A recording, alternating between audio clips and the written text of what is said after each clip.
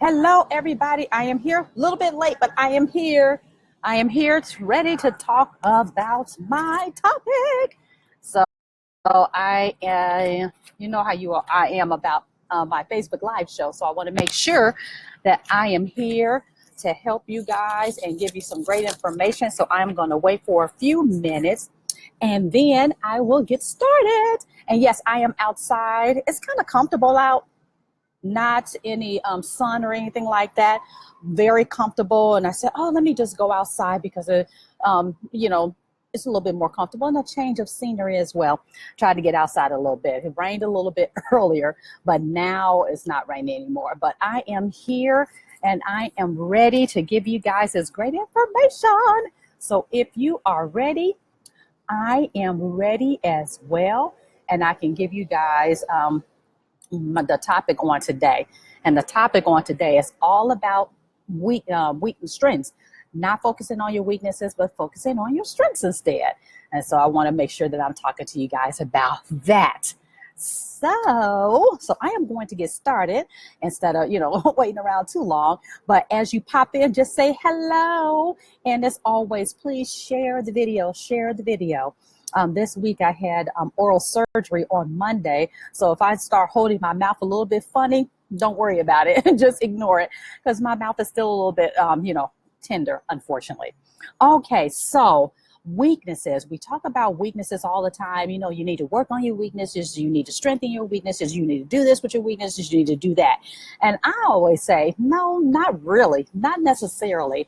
You don't necessarily have to focus on your weaknesses because really people don't care about that. They really are drawn to you because of your strengths.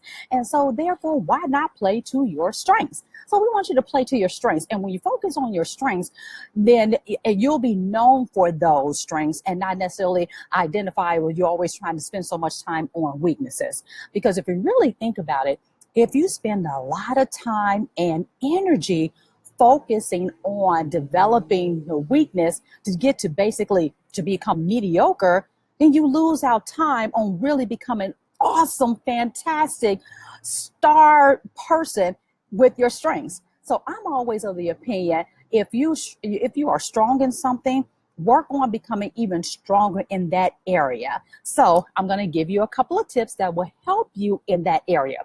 First, number one, spend 75 to 80% of your time in your strengths.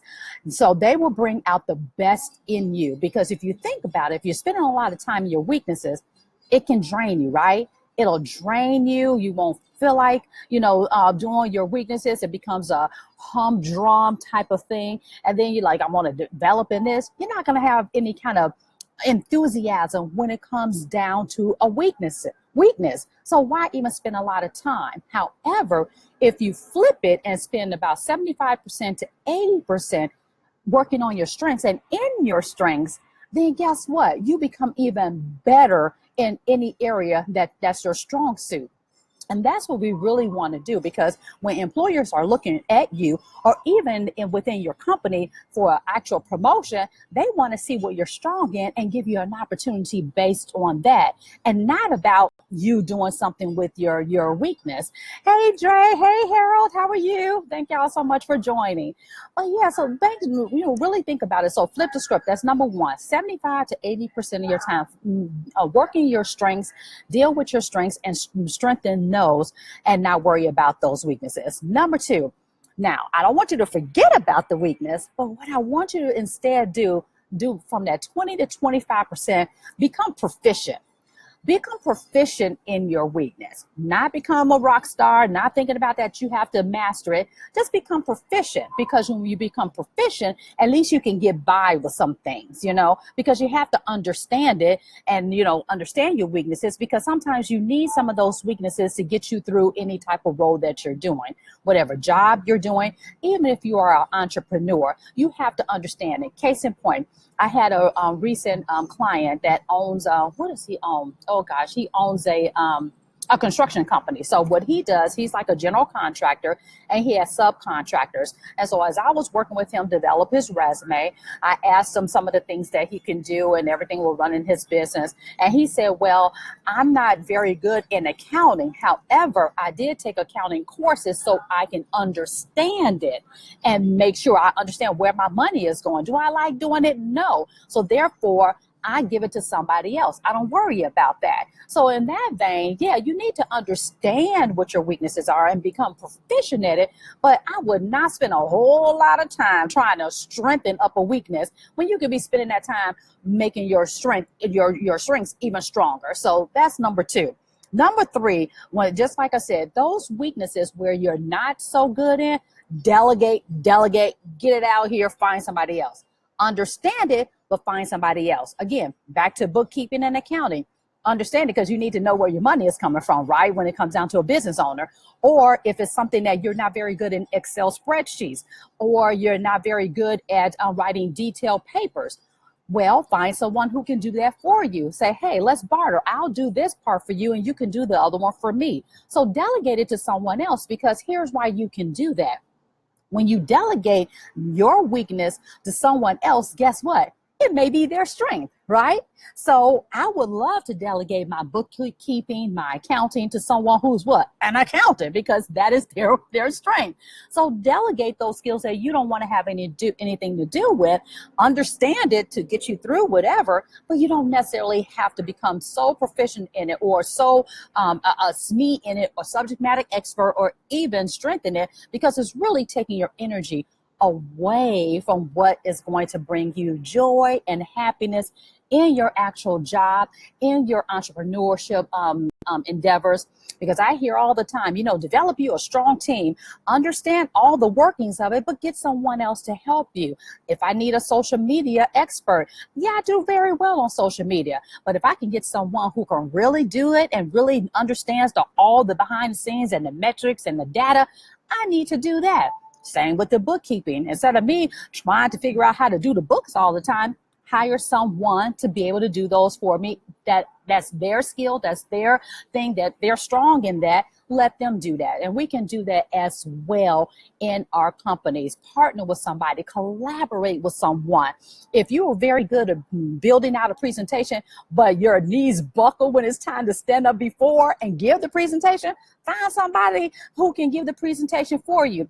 I'm always game for that, because look, I do that kind of stuff. So yeah, you can say, hey, can you present this for me? I got all the information. Can you present it? Yes, I sure can. And that's what you want to do. And even with me on my day-to-day job, I may have, technical things that I have to do on my day-to-day job. But the one thing that I love doing and I'm strong in is coaching my employees, developing my employees, looking for ways that I can help them grow as a professional. That's my strength. And I get joy out of doing that. And then, yeah, I may have to do the other technical things that are required of me on that job, but I'm going to focus on what my strengths is, because if I can strengthen the people around me, they will be able to do a good job, not only for themselves, but for the team and also for the organization. So when you're thinking about your weaknesses and your strengths, forget those weaknesses. Don't spend that much time on it. It's not even worth it. Flip the script and spend more time on your strengths. And therefore you become strong in everything. Okay, I know I'll be acting goofy. Well, anyway, that's what I really want you to do. Focus on that. Thank you all so much for joining me. Like I said, this whole entire month is all about career development. And we're almost at the end of August. Can you believe it? I cannot believe that we're at the end of August. So I will have my next Facebook Live on another topic about surrounding career development. And again, career development is for entrepreneurs as well, because as entrepreneurs, that's still a career. So if you have any questions or any topics that you would like me to cover, as people do, you can inbox me, you can put them down below, and I will make sure that I cover something that you all want to talk about as well. And again, this is Nicolette Baird. For those of you all who don't know me, share the video, please. Share the video, share it with others so others can get the great information as well. And follow me on my Facebook fan page, business page, I Rock Resumes. Follow me on Instagram at I Rock Resumes. Follow me on Twitter at I Rock Resumes, and connect with me on LinkedIn. Y'all know how I am about LinkedIn. Nicolette Barrett on LinkedIn. And if you want to catch any of these Facebook Lives, any of the last couple of ones, I actually have to upload too.